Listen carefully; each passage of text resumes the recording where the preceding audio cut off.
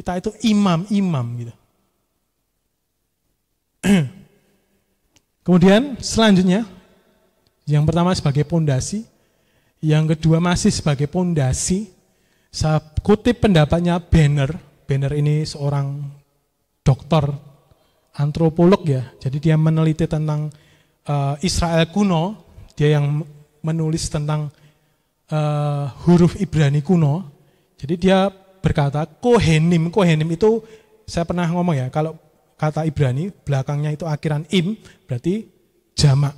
Berarti imam-imam adalah pendukung struktural komunitas. Mereka bertanggung jawab untuk menjaga komunitas tetap berdiri tegak dan lurus, sebuah tanda kebenaran. Jadi orang pilihan dibuktikan dengan bertanggung jawab menjaga komunitasnya. Saudara seiman berada dalam kebenaran, Bapak Ibu Saudara.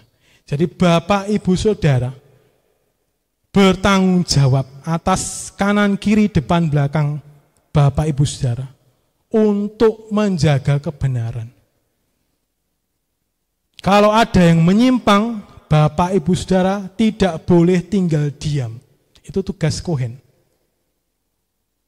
Jadi orang berdosa, kita tahu saudara seiman, saudara kita berdosa, tapi kita diam saja, maka kitalah yang berdosa.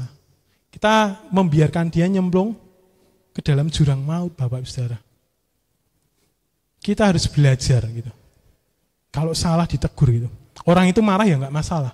Kita harus berusaha. Karena itu perintah ya sekali lagi. Yang melayani sebagai Kohen.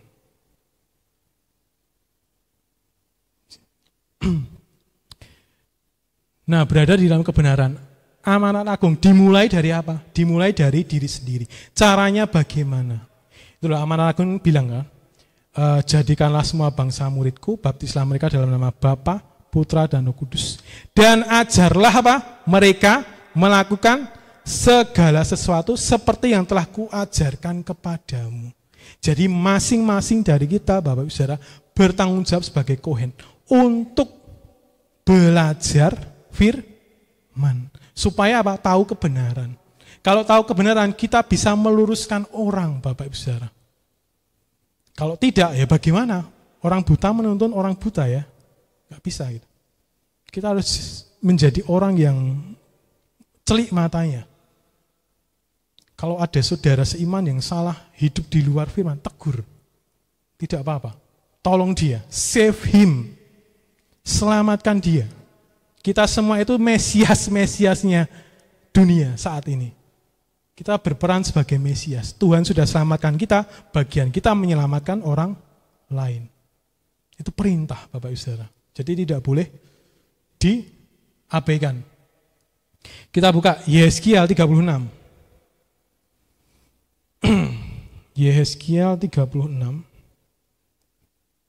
ayat yang ke-20. Sorry, bukan 28 ya.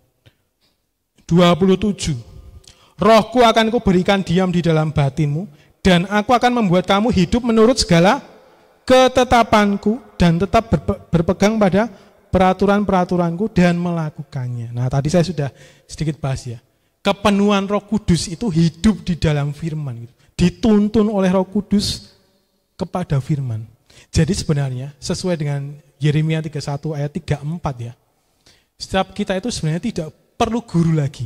Karena apa? Sudah ada sang guru di dalam diri kita. Siapa dia? Roh Kudus. Jadi Yesus mengajar melalui Roh Kudus. Yesus di mana? Yesus di surga.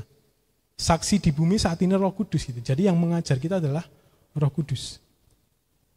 Karena pasti ajaran Yesus ajaran Roh Kudus itu sama dengan ajaran Yesus. Ajaran Yesus sama dengan ajaran Bapa, enggak mungkin beda. Begitu, Bapak Saudara. Kemudian Mazmur 119, kok ayat 0 ya? Mazmur 119. Mazmur 119. Ayat 10 coba. Ayat 9, bukan 0. ayat 9 dan 10. Kita baca bersama, Bapak Ibu Saudara. Mazmur 119 ayat 9 dan 10.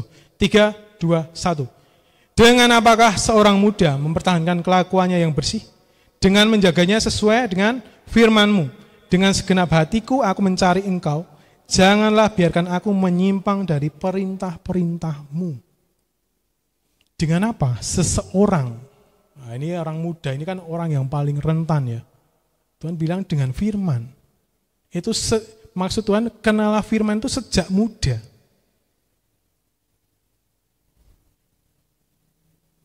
Jadi menjaga kelakuan kita supaya bersih dengan firman. Yohanes 15, dibersihkan dengan firman. We all sinners ya, kita semua itu pendosa. Tidak ada yang bersih, sama sekali. Seperti kain kesumba, kotor. Tidak ada yang layak gitu. Kalau bilang saya lebih layak, oh no, semua kotor. Semua kita itu sama gitu. Tetapi dibersihkan oleh firman. Nah, makanya pentingnya firman di situ ya. Saya dulu sudah jelaskan. Pentingnya firman adalah untuk membersihkan diri kita. Selanjutnya, satu ya, jadi kohen sebagai benih dan pondasi. Selanjutnya,